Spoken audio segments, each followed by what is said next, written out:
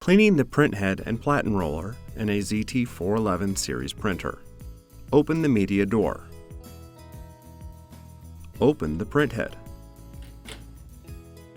Use a Zebra Preventive Maintenance cleaning swab or pen to wipe along the brown strip on the printhead, or you can use a lint-free cloth moistened with a solution of 9 parts isopropyl alcohol and 1 part deionized water.